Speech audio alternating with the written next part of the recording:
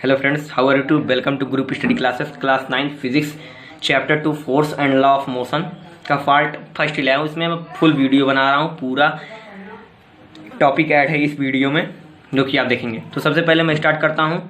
Chapter का name है force and law of motion, यानी लॉ ऑफ मोशन। मोशन तो आप जानते हैं कि मोशन क्या होता है, और मैं यहाँ लॉ ऑफ मोशन की बात कर रहा हूँ और फोर्स का भी डिफिनीशन आपको बताऊंगा फुल डिस्प्लेन करके।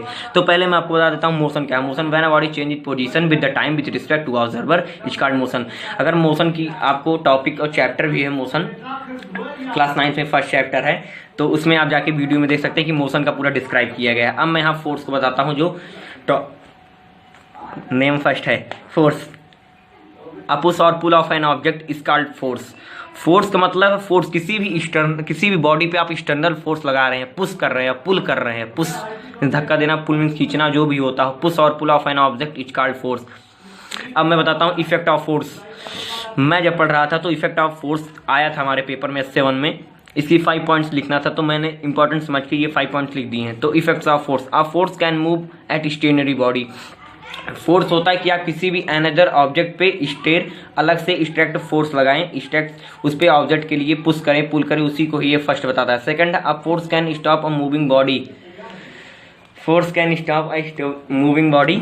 और से थर्ड है, अ force can change the speed of moving body. Force, जब कोई ऑब्जेक्ट पे आप एक्सटर्नल फोर्स लगाएंगे तो उसकी स्पीड चेंज हो जाती है।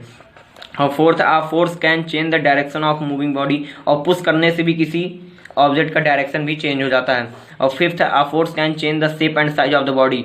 कोई भी ऑब्जेक्ट उसको हम तोड़ देंगे, उसका शेप चेंज हो जाएगा। Types of force, force of 2 types. There are 2 types of force. एक बैलेंस फोर्स है, अनबैलेंस फोर्स है। अब मैं आपको बताता हूँ बैलेंस फोर्स क्या होता है। Balance force, it is a result of the all force acting on a body is zero, the force are called balance force। मैं एग्जांपल से सटीक समझाता हूँ। एग्जांपल जैसे देखिए, ये एक पेन है, ये एक पेन है। पेन की इस तरफ जो वेट है इसका ज़्यादा है और इस तरफ वेट कम है, तो फोर्स इधर कम लग रहा है, इधर कम लग रहा है, इधर ज़्यादा फोर्स लग रहा है, तो ये बैलेंस नहीं है, तो ये इधर झुक जाएगा। तो ये F1 = F2 जो है, देखिए अगर बैलेंस होगा तो दोनों बराबर होगा, इक्वल वेट होगा, इस तरफ भी इक्वल वेट होगा। तो जब इक्वल वेट होगा तो ये फोर्स बैलेंस हो जाएगा। तो बैलेंस ना ही इधर ज़्यादा है ना ही इधर ज़्यादा, तो इट इज इक्वल्स, तो बैलेंस फोर्स। तो the result of all the force acting on a body is zero. दोनों तरफ जब उसका बॉडी का जीरो होगा वेट, तो उसी को ही बैलेंस फोर्स कहते हैं। 5 इधर है तो 5 इधर है, 10 इधर है तो 10 इधर है। और बॉडी विल नॉट मूव, और कोई मूवमेंट भी नहीं होगा। जब बैलेंस है तो मूवमेंट ही नहीं हो सकती। A body will not move because equal and opposite force are cancel each other. यानी देखिए इसमें लिखा है कि a body will not move क्यों नहीं कर रही? बिकॉज इक्वल, क्योंकि इक्वल इधर यहाँ भी इक्वल है, यहाँ भी इक्वल है। और अपोजिट फोर्स 5 फोर्स, मतलब अगर इधर 5 है, 5 है, तो फिर 5 जितना फोर्स है वो अपना इधर एक्शन कर रहा है और उधर से भी 5 रिएक्शन आ रहा है, तो इक्वल 5 × 0 हो जाएगा। ठीक है, अब मैं नेक्स्ट बताता हूँ बैलेंस फोर्स।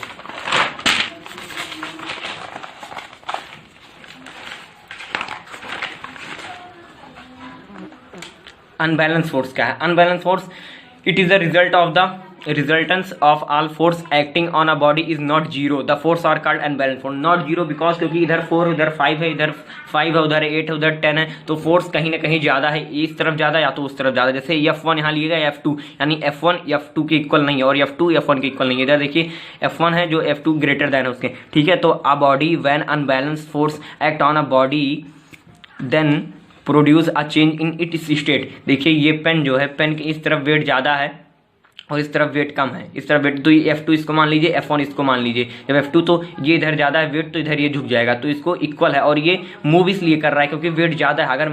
अगर मूव नहीं करेगा तो वेट कम रहा, वेट कम नहीं इक्वल वेट रहेगा, जीरो रहेगा, इसीलिए। अब when a body unbalance force act on a body then produce a change in its state. और जब उसका फोर्स इक्वल नहीं रहेगा तो उसका चेंज ऑब्वियसली चेंज होगा, और इसीलिए देखिए चेंज इट्स स्टेट्स। अब मैं आपको बताता हूँ Newton's law of motion. Newton's law of motion, Newton has given 3 law to describe the motion of the body. These law are known as Newton's law of motion. अब मैं आपको Newton's का full name बताता हूँ। Isaac Newton's उनका full name है। ठीक है, तो first law of motion, an object continues to be in state of rest of a uniform motion along a straight line unless acted upon by an unbalanced force.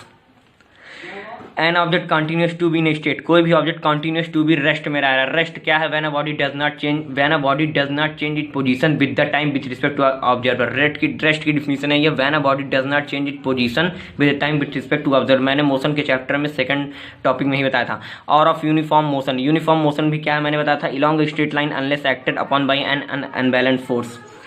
ठीक है, तो first law of motion में यही कहते हैं कि an object continues to be in state, कोई भी object continues to be in state है और यूनिफॉर्म मोशन है along straight line unless acted upon by an unbalanced force. Unbalanced force उस पर अलग से कोई एक्टेड अपॉन नहीं है, डिपेंड नहीं है, तो उसी को फर्स्ट लॉ ऑफ मोशन कहते हैं। और इसी को इसको भी दिस और फर्स्ट लॉ को भी इनर्शिया कहते हैं। अब इनर्शिया क्या है? Inertia The natural tendency of an object to resist a change in their state of rest or of uniform motion is called inertia। मैं बताता हूँ काइंड ऑफ इनर्शिया क्या है। Kind of inertia of three kinds, inertia of rest, inertia of motion, inertia of direction. Three types के हैं inertia जो मैं आपको बताता हूँ।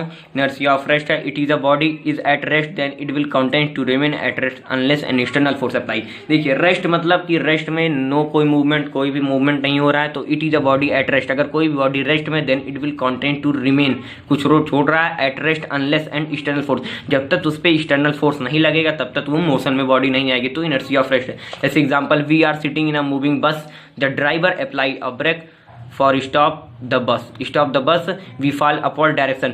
आप रेस्ट में हैं, बस मूव कर रही है, जब तक बस एक्सटर्नल फोर्स क्या है कि जब तक वो ब्रेक नहीं लगाएगा तब तक आप आगे नहीं आएंगे, और आगे आएंगे तो आपको चोट लग जाएगी।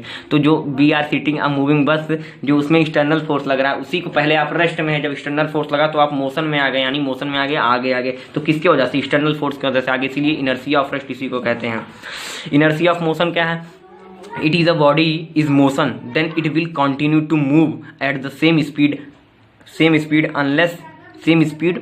unless an external force is applied to change its states। देखिए, अगर it is a body of motion then will continue, a body of motion, कोई बॉडी मोशन में है यानी मोशन में है, रेस्ट में नहीं है, to move at the same speed, एक स्पीड से सेम स्पीड से ट्रैवल कर रही है 40 unless and external force is apply, कोई भी अनलेस और एक्सटर्नल फोर्स उस पर अप्लाई हो रहा है, चेंज इट स्टेट, और उसका जो स्टेट है स्टेट चेंज हो जाता है, तो उसी को इनर्शिया ऑफ मोशन कहते हैं। जैसे एग्जाम्पल्स है, when a motor car makes a sharp turn at high speed we tend to get throw at one side. देखिए, आप किसी भी गाड़ी में ट्रेवल कर रहे हैं, when a motor car make a sharp turn, कोई भी गाड़ी 40 किलोमीटर की रफ्तार से चल रही है और उसको टर्न ओवर लेना है लेफ्ट साइड, वो स्पीड में ही 40 की स्पीड में ही टर्न ओवर लेगी, तो वो उस तरफ खाई की तरफ गाड़ी उड़ के चली जाएगी। तो get throw the at one side, क्योंकि चली जाएगी क्योंकि वो उसी स्टेट पे, उसमें अलग मोशन लगा है, जो लेफ्ट हो रहा है गाड़ी को वहाँ मुड़ना चाहिए, तो स्पीड धीमे ना करे तो वो उधर चला जाएगी, क्योंकि देखिए इसमें इनर्शिया ऑफ मोशन लग रहा है। It is a body is motion then it will continue to move at speed unless and external force apply, क्योंकि इसमें देखिए फोर्स एक्सटर्नल फोर्स अप्लाई हो रहा है, इसीलिए देखिए when a motor car make a sharp turn मतलब तुरंत तेजी से, quickly turn at I high speed we tend to go throw at one side, और एक तरफ से दूसरी तरफ चले जाएगी। अब मैं बताता हूँ inertia of direction. Inertia of direction, if a body is in any direction then it will continue to move in the same direction unless an external force is applied to change in states। if a body is not any direction, कोई भी body direction में नहीं है, then it continue to move in the same direction, और वो same direction में move कर रहे हैं, unless an external force लग रहा है is applied to change their state, और उसकी unless कोई भी एक्सटर्नल फोर्स लग रहा है तो वो चेंज हो जाएगा। इसमें भी वही है, इसमें भी वही सेकंड इनर्शिया ऑफ मोशन का एग्जांपल लग रहा है। देखिए मैं बताता हूँ, when a motor car make a sharp turn at high speed we turn to get throw at. देखिए व्हेन अ मोटर कार वो स्पीड से चल रही है, 40 की स्पीड से चल रही है, और जब उसको टर्न हो रहा है तो वो पहले लेफ्ट मतलब पहले वो ईस्ट में जा रही है, लेकिन जब वो गाड़ी मुड़ी उसी स्पीड से तो ईस्ट से वो वेस्ट में थ्रो हो गई, क्योंकि उस पर एक्सटर्नल फोर्स लगा। तो उसका देखिए ईस्ट से वेस्ट में जो उसका डायरेक्शन चेंज हुआ, क्योंकि चेंज हुआ इनर्शिया ऑफ डायरेक्शन की वजह से चेंज हुआ, बस यही डायरेक्शन चेंज हुआ, उसी को इनर्शिया ऑफ डायरेक्शन कहते हैं।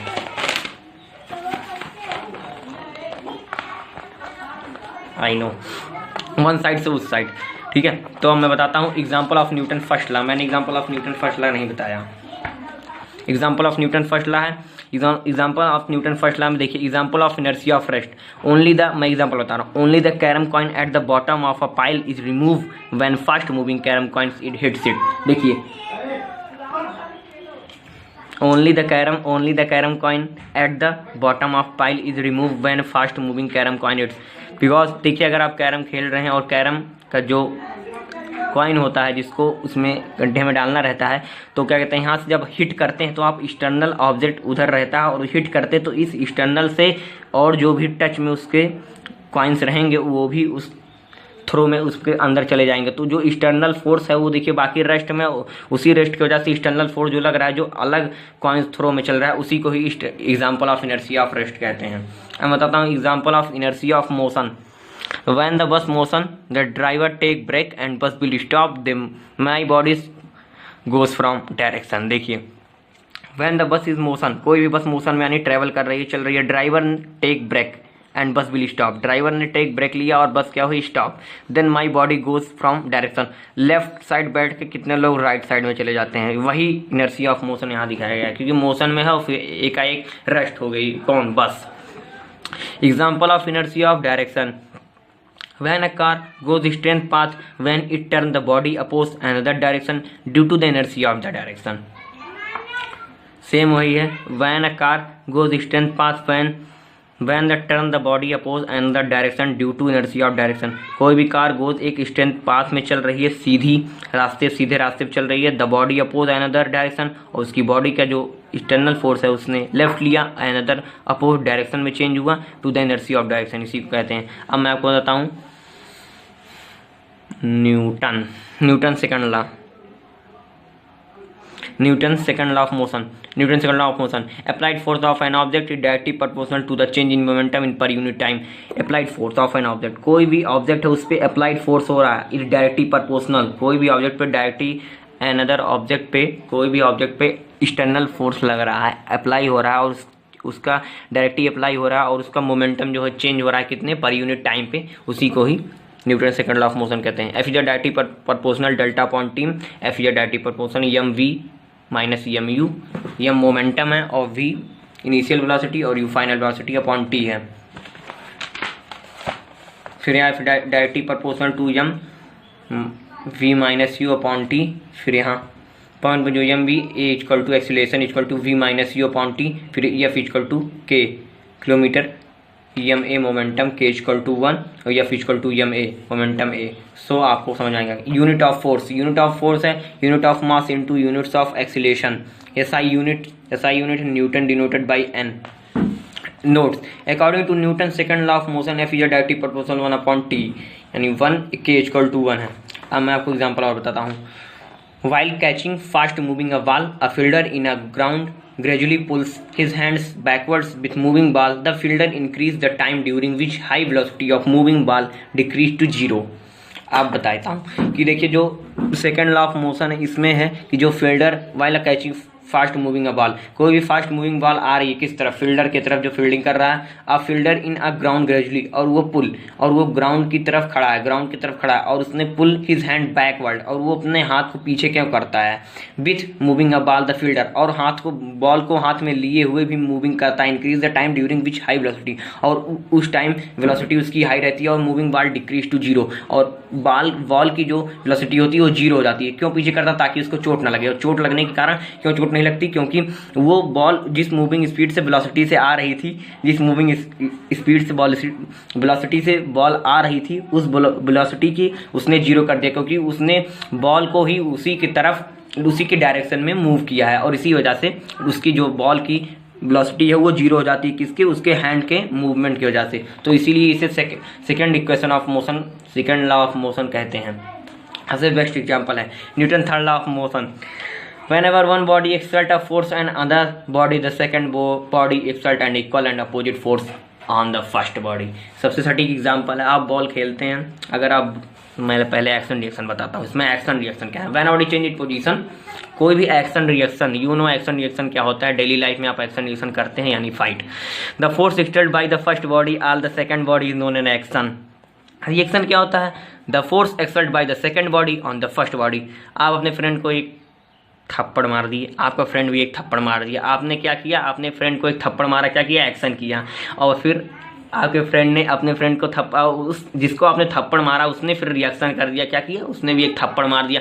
मोदी जी इधर से बोल रहे हैं, एक्शन कर रहे हैं, उधर से कांग्रेस के राहुल गांधी ने रिएक्शन किया, तो इसी को एक्शन रिएक्शन करते हैं। और इसका एग्जाम्पल है कि आप आपने बॉल को ग्राउंड पे फेंका, यानी फ्लोर पे आप जहाँ भी वहाँ बॉल को फेंका तो एक्शन किया, फिर वापस वहाँ जो इसमें फोर्स है, उसमें ग्राउंड जो फ्लोर है छत पे है छत, फिर ऊपर आई बॉल, तो उसी को ही रिएक्शन कहते हैं। तो एक्शन रिएक्शन आई होप आपको समझ में आ गया होगा।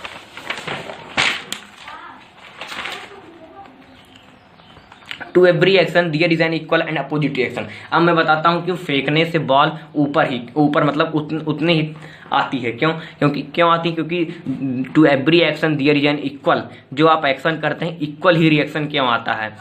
इक्वल रिएक्शन इसलिए आता है क्योंकि जितने स्पीड से आप फोर्स किए हैं, जितने स्पीड से आप इक्वेशन लगाने, जितने स्पीड से आप एक्शन किए हैं, उतने ही स्पीड से अपोजिशन का भी रिएक्शन आता है। क्योंकि 50 का लगाए हैं तो 50 ही आएगा। अगर 50 का लगाए हैं और अगर 60 का आ गया तो वो आपसे ज़्यादा तेज मारा है, इसका मतलब ये है।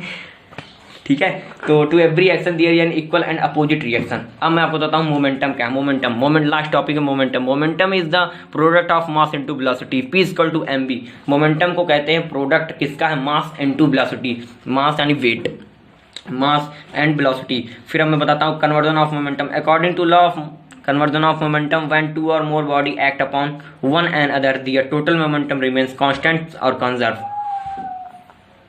m1 equal to m1 u equal to plus m2 u v2 equal to m1 v1 plus m2 v2। ये इसका फॉर्मूला है। लास्ट टॉपिक है। Please thank you for watching my video.